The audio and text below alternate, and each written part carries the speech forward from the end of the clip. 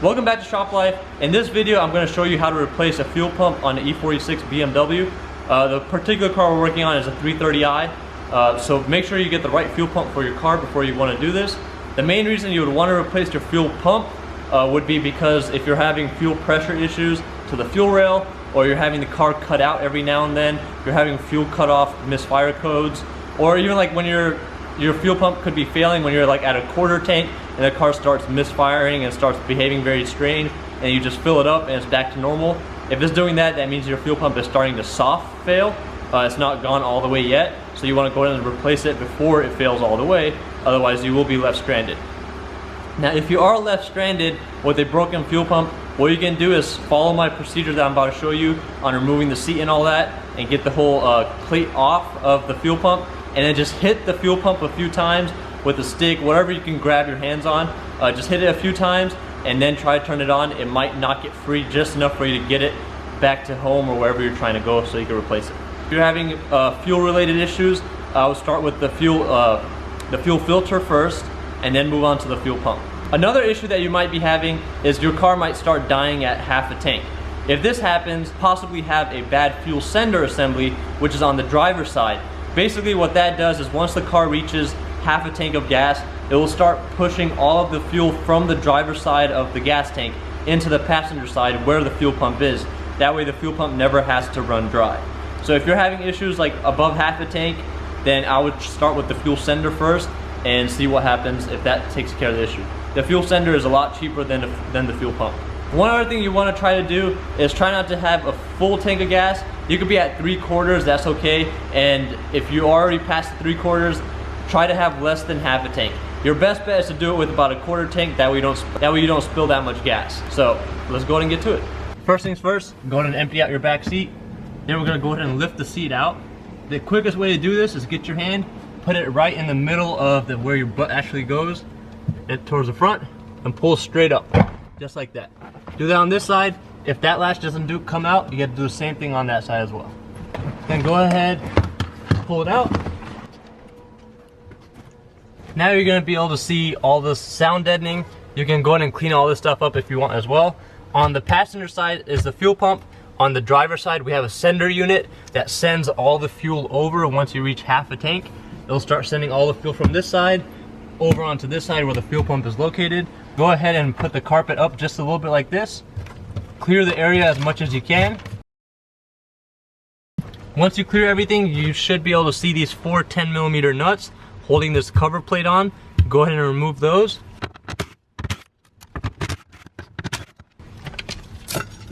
There's an arrow pointing towards the front, so when you're reinstalling, you just use that arrow to reinstall. Now we have this connector right here, which we have to slide this clip out using a flathead first. So use a flathead, slide that clip out just like that, and it'll lift the plug up while you slide it out. And there we have it. So this thing just slides back and forth. Now you want to go ahead and clean up this area right here, that way you don't get any of this dirt into your fuel tank. Alright, so now that we have it cleaned up somewhat, you're going to have to remove this hose from the fuel pump itself. Depending on if your fuel pump has been replaced before or not, you might have a different style fuel clamp or a hose clamp. If you have a different style hose clamp, you are going to have to cut it off, because if it's the one from factory, it's going to be a one-time use clamp. So you can just pry on it. There's going to be a little divot right here where you just put your flathead, a very skinny flathead, in that divot and just wiggle it around until it just unlatches from the little clips that are all around. So once you get that the hose clamp off, then you can go ahead and cut it off the rest of the way and pull it off. This one, we just have a normal flathead style hose clamp. Let's go ahead and remove that. And just be careful, you want to try to do this with less than half a tank of gas, because once it's at half a tank, all the gas from the driver's side comes here, and it's going to fill this side up anyways. And if you're at a full tank, obviously it's going to be full.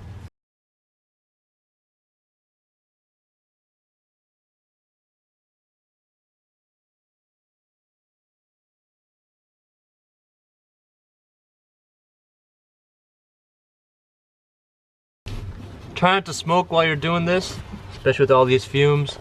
And try to have your doors open and try to do it in a ventilated space. So I wouldn't recommend doing this in just your home one-car garage. Just do it outside in your parking lot. So once you have the hose off and the connector off, you're gonna need a flathead with the big end and a mallet. So what you wanna do is you wanna position your flathead on one of these little ridges, and then we're just gonna hit it. So it's lefty-loosey, righty-tighty. So like as you saw, I'm pointing it this way and hitting it from the front, so it's turning that way to loosen it. Once you have this ring off, now you can go ahead and put your finger in this little section right here and pull it straight up.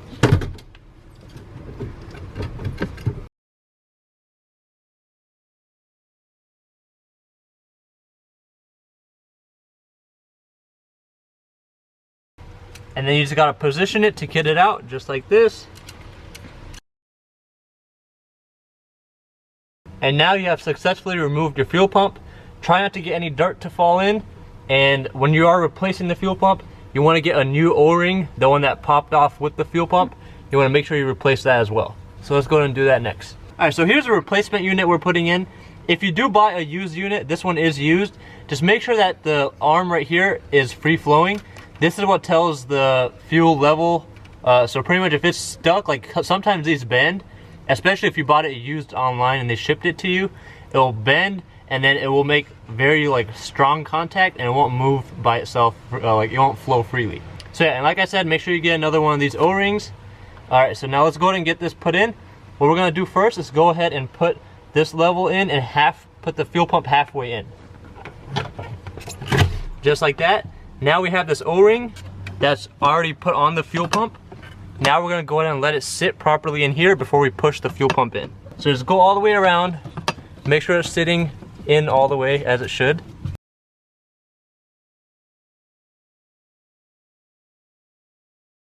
All right, so once you have it sitting all the way in, you'll see that it'll just be flush with the other gasket that was already in there.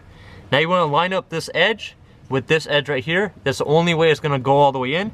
Go ahead and twist it, line it up, make sure all of the rest of the fuel pump assembly is inside properly. Line it up and then just give it a good push and you will hear it click and seal. If you are putting that seal in and you're having a hard time to get this fuel pump to sit in, get some silicone spray and go ahead and spray the fuel, that O-ring just a little bit on the inside edge. Make sure you spray it outside of the car, not into the gas tank. All right, so once you have the fuel pump sitting in properly, we had to go ahead and secure this ring back on. Just start tightening it. And go ahead and get your mallet.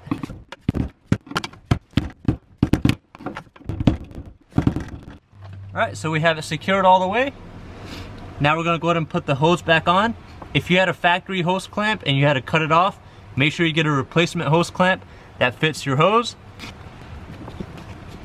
Once you have the hose on all the way, go ahead and tighten the clamp.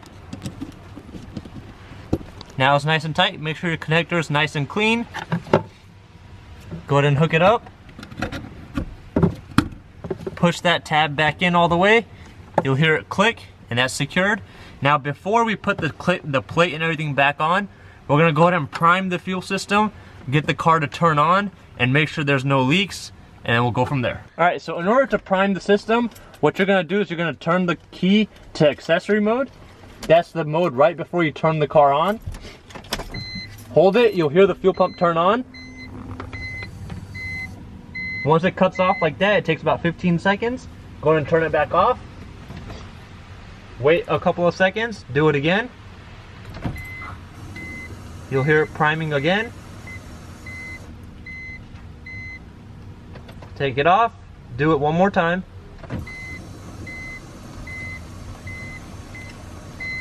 Now go ahead and check for any leaks around the hose, around the fuel pump itself.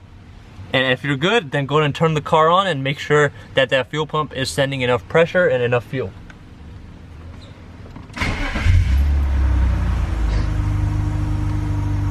And you should be able to hear the fuel pump running constantly once you turn the car on. We're good. Go ahead and put this sealing plate back on. Make sure this gasket's still there. The arrow has to be pointing towards the front. Go ahead and secure the 4 10mm nuts.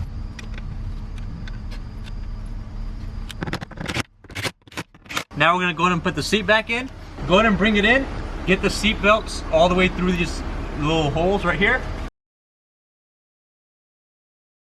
All right, now that we have that, this part right here has to curve underneath the seat back on both sides. So go ahead and give it a little push. And then you'll hear it clip in. There you have it. Once you have the seat clipped in on both sides, you can try lifting it. It shouldn't move at all. All of this should be secure. You can go ahead and organize your seat belts. And that's it for this DIY. Stay tuned for more videos, and thanks for watching.